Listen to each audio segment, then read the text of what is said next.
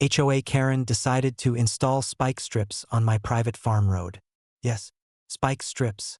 On a road I legally owned, bordered by fences, rolling pastures, and grazing bulls that could have flattened her entire car if provoked.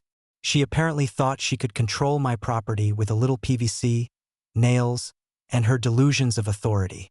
She arrived in her expensive sedan, clipboard in hand, muttering to herself about safety hazards, illegal driveways, and protecting the neighborhood from rogue vehicles. She even had a GoPro strapped to her chest to record herself heroically enforcing HOA rules. Little did she know I had been expecting her. Earlier that week, I had noticed her sneaky reconnaissance trips along the road.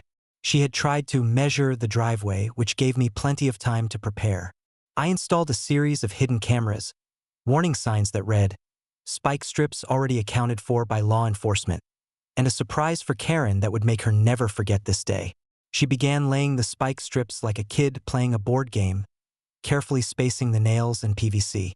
She muttered, "No one will dare drive without approval now." She stepped back, admiring her handiwork, clearly proud. That's when I rolled up in my armored ATV, engine humming like a predator. "Good morning, Karen," I said calmly. "What's this? Trying to enforce HOA rules on my private road?" Her eyes widened. This is for safety. It's a neighborhood issue." I smiled. "Funny thing, this road isn't a neighborhood road. It's my property. And ironically, the governor's motorcade is scheduled to pass through in, about 5 minutes." Karen's jaw dropped. What? You can't. I waved my hand. I already called ahead. The motorcade is aware. They're fine with spike-free travel. But you're about to be the first casualty." As if on cue, Ragnar appeared from the trees, barking sharply. The bulls, sensing tension, started to graze near the edges, nudging signs and cameras into strategic angles. Karen began to panic, trying to dismantle the spike strips, but she had no idea I had booby-trapped the system.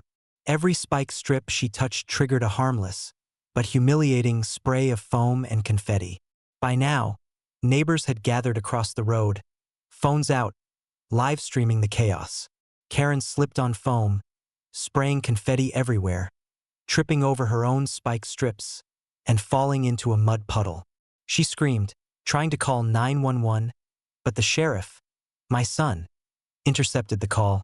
"Ma'am, false hazard reporting on private property is a violation. You might want to calm down." Then the motorcade arrived.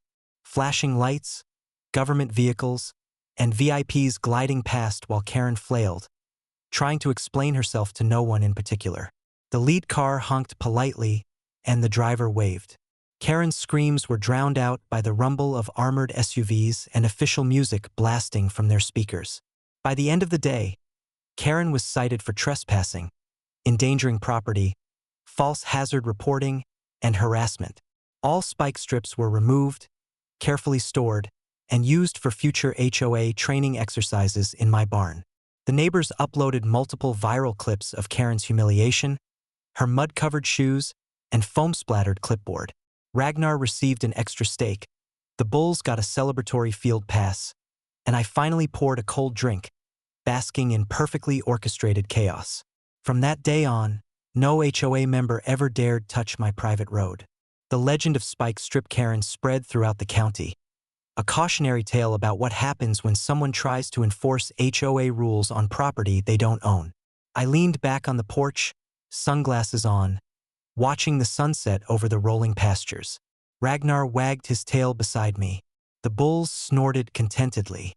And Karen, somewhere outside, drenched in mud, foam, and humiliation, she was probably writing another angry HOA email that no one would ever read.